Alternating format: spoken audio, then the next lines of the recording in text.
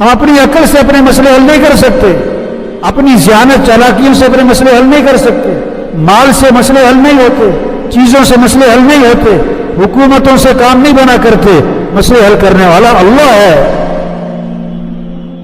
خوشیاں دینے والا اللہ ہے۔ اپنا معاملہ اللہ سے ٹھیک کرو، اللہ ہمارے مسئلے حل کرے گا۔ اور اللہ نے مسائل کے حل کے لیے اعمال دیے ہیں۔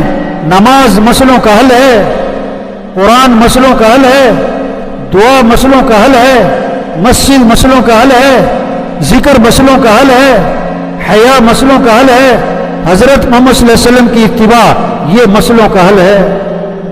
یہ جتنی پریشانیاں ہیں، جتنے بھی مسائل ہیں، اس کی وجہ کیا ہے؟ ڈاکٹر صاحب علاج بعد میں کرتے ہیں، تشخیص پہلے کرتے ہیں۔ بغیر تشخیص کے علاج ہوگا نا تو بیماری اور خراب ہو جائے گی۔ پہلے مرض کا سبب تو سمجھو، مرض ہے کیا؟ اللہ قرآن میں فرما رہے ہیں یہ جو پریشانیاں ہیں، یہ جو مصیبتیں ہیں، یہ جو مسائل ہیں، اس کی وجہ کیا ہے؟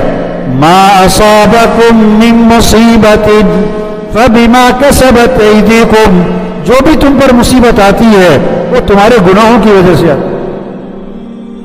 کہیں اللہ نے یہ نہیں فرمایا کہ مال کی کمی سے پریشانیاں آتی ہیں، چیزوں کی کمی سے پریشانیاں آتی ہیں۔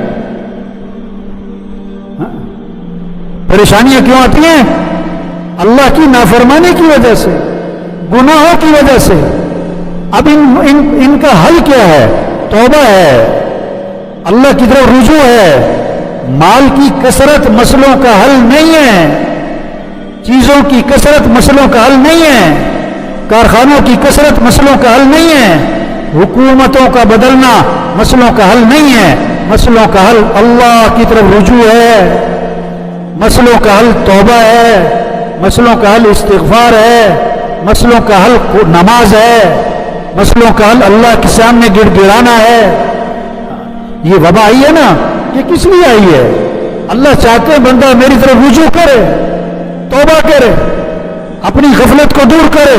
یہ نمازوں میں غفلت، یہ مسجد سے غفلت، یہ قرآن سے غفلت، یہ ذکر سے غفلت، یہ دعاؤں سے غفلت، یہ اعمال سے غفلت، یہ آخرت سے غفلت، یہ قبر قیامت سے غفلت، جنت اور جہنم سے غفلت۔ اللہ اس غفلت کو دور کرنا چاہتے ہیں، اس لیے اللہ بندوں پر آزمائش لاتے ہیں، پریشانی لاتے ہیں تاکہ رجوع کرے۔ قرآن میں اللہ فرماتے ہیں وَلَقَدْ أَرْسَلْنَا إِلَىٰ أُمَمٍ مِّن قَبْلِكَ فَأَخَذْنَاهُمْ بِالْبَأْسَاءِ وَالضَّرَّاءِ، ہم نے پہلی قوموں کی طرف انبیاء کو بھیجا، انبیاء نے لوگوں کو سمجھایا۔ جب انہوں نے انبیاء کی بات کو نہ مانا تو اللہ فرماتے ہیں ہم نے ان کو پکڑا۔ کس سے؟ شدت، تکلیفیں، مصیبتیں، وبائیں ان پر آئیں۔ کیوں بھیجی یہ وبائیں، یہ تکلیف اور شدت کیوں آئی ان پر؟ لعلہم یتضرعون، تاکہ یہ ڈھیلے پڑ جائیں، تاکہ یہ ہمارے سامنے گڑ گڑائیں، تاکہ یہ عاجزی کریں، تاکہ یہ رجوع کریں، تاکہ ہمارے سامنے زاری کریں۔ یہ وبا کس لیے آئی ہے؟ کہ جھوٹ سے نکلو، دھوکے سے نکلو، ظلم کو چھوڑو، بے حیائی کو چھوڑو، اللہ سے غفلت سے باز آ جاؤ۔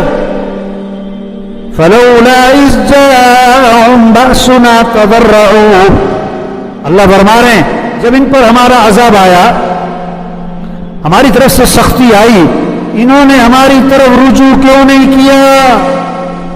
یہ ہمارے سامنے گڑ گڑائے کیوں نہیں؟ ہمارے سامنے تضرع زاری کیوں نہیں کی انہوں نے؟ اس وبا کا تقاضا تھا تضرع زاری، ڈھیلے پڑ جائیں، اللہ کے سامنے رجوع کریں، غفلت سے نکلیں، عمل کی طرف بھاگیں۔ اب آگے اللہ وجہ بتاتے ہیں کہ یہ شدت اور تکلیف کے باوجود بھی